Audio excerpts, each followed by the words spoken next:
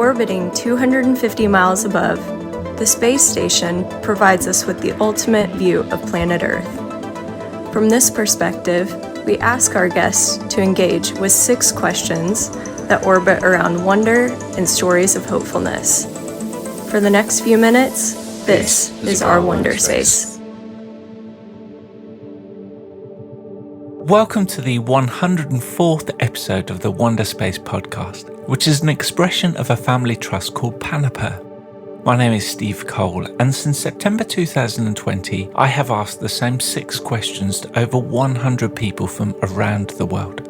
People like John Alexander, who in episode 66 talked about how a group of hackers in Taiwan enabled citizens to participate in a shadow government and vote on issues.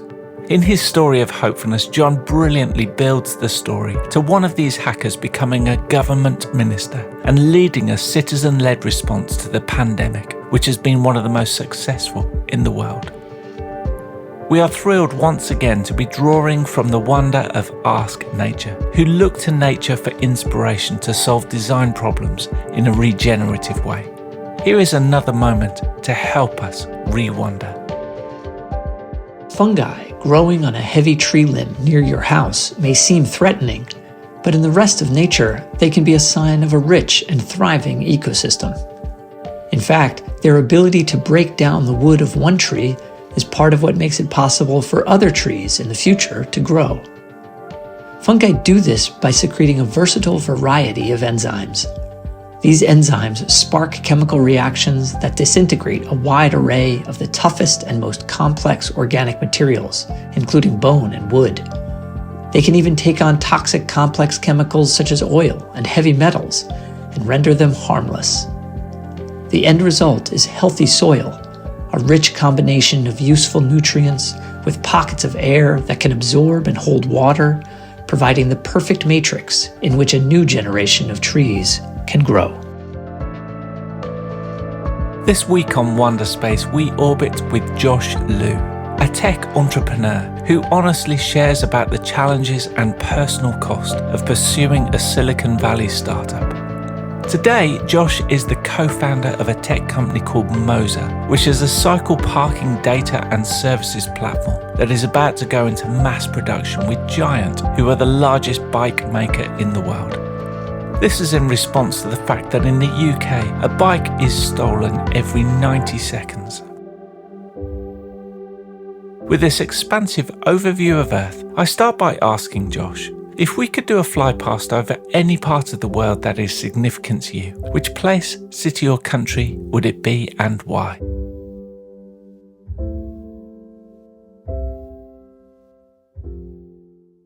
Taiwan, so that's the country I'm from. And I actually didn't know how important Taiwan is to me until I moved to the UK, which is about 15 years ago. Many people didn't know about where Taiwan is. They thought that was Thailand. So I really wanted the recognition for my country at that time. But now, 15 years later, more and more people recognize Taiwan, but for different reasons.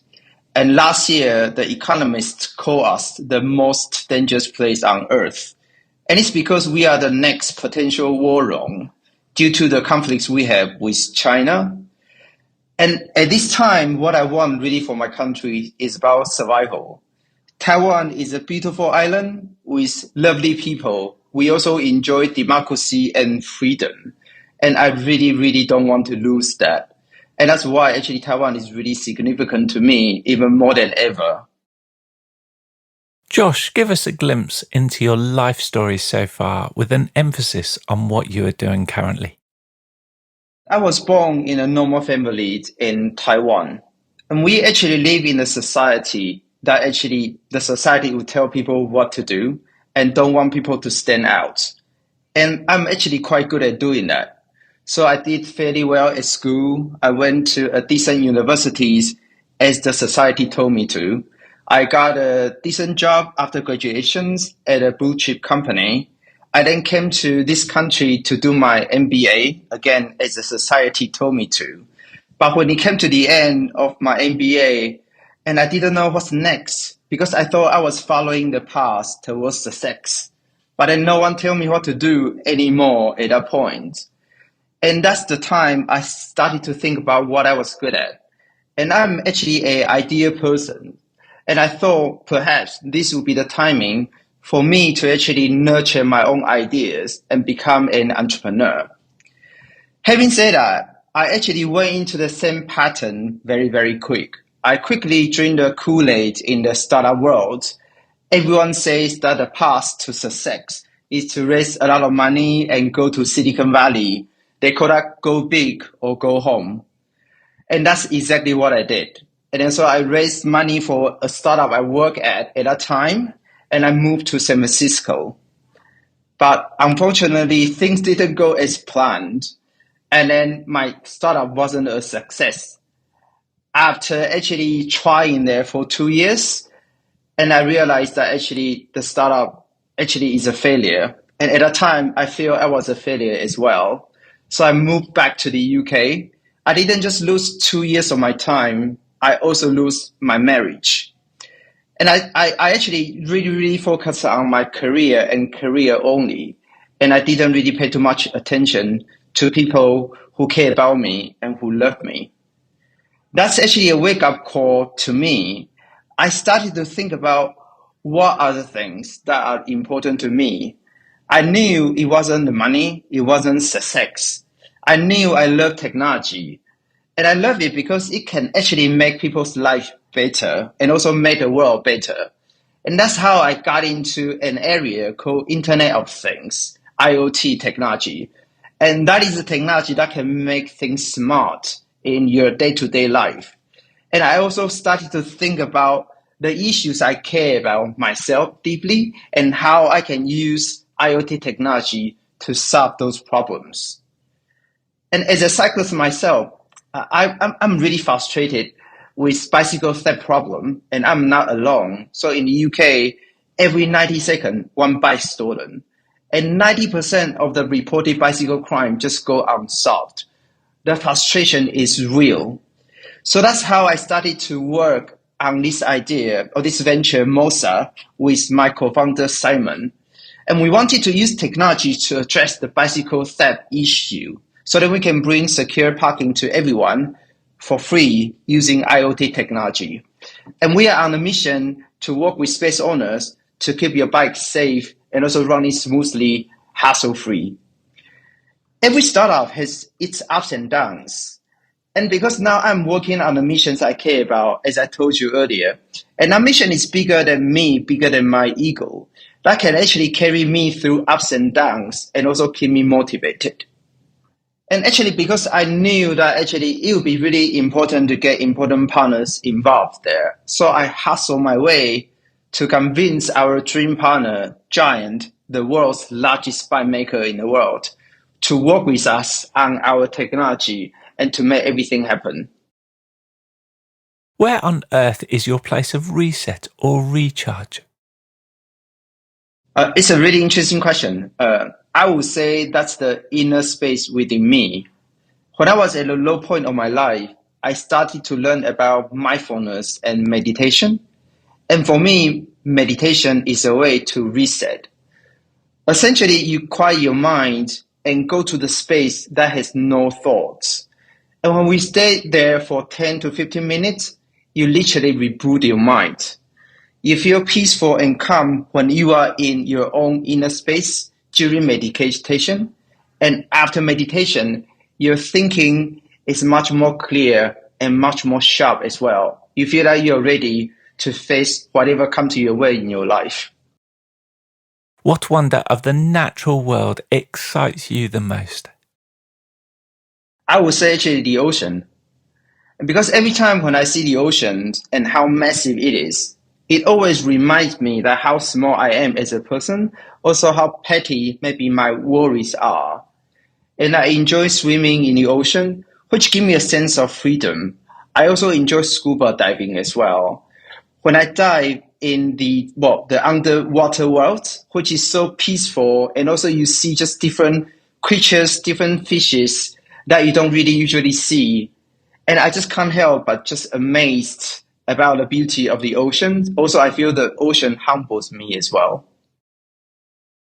Josh, what is your story of hopefulness as not your own, about a person, business or non-profit who are doing amazing things for the world?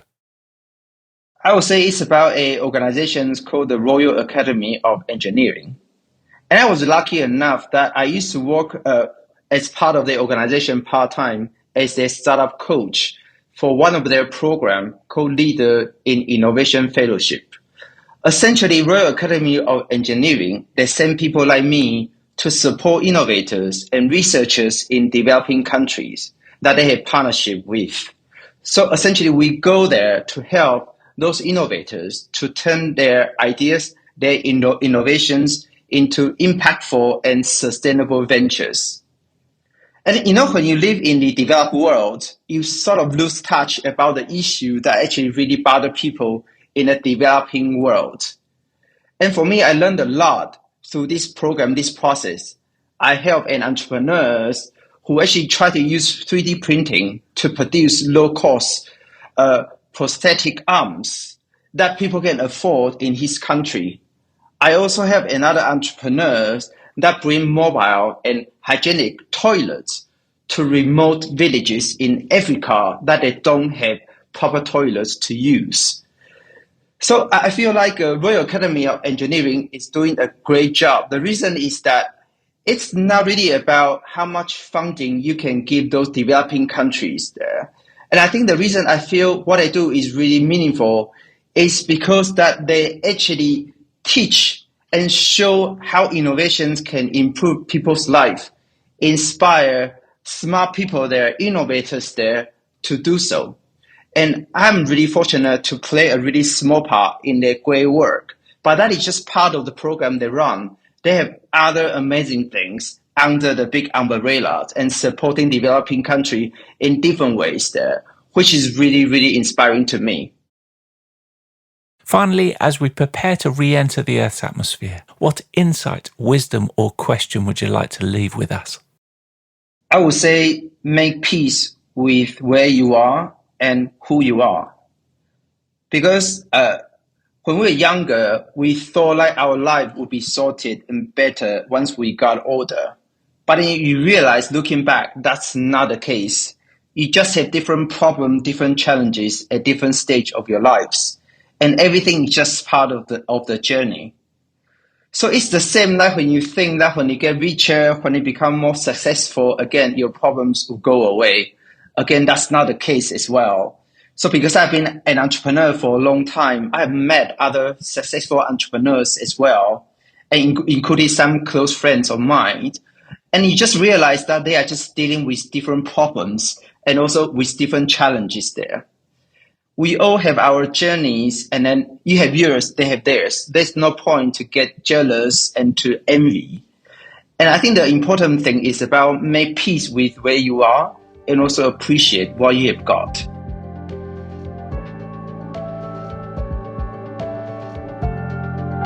You can find out more at Mosa.to. What is your story of hopefulness as not your own, about a person, business or non-profit who are doing amazing things for the world? We would love you to consider recording yourself in under 30 seconds, sharing your story on your phone through your video or the voice recorder app. You can then simply upload the recording to the link on our website, 𝑘𝑤𝑛𝑑𝑒𝑟.space. I want to thank Josh for joining us on Wonderspace. Let's continue to share our stories of hopefulness that makes a name for someone else.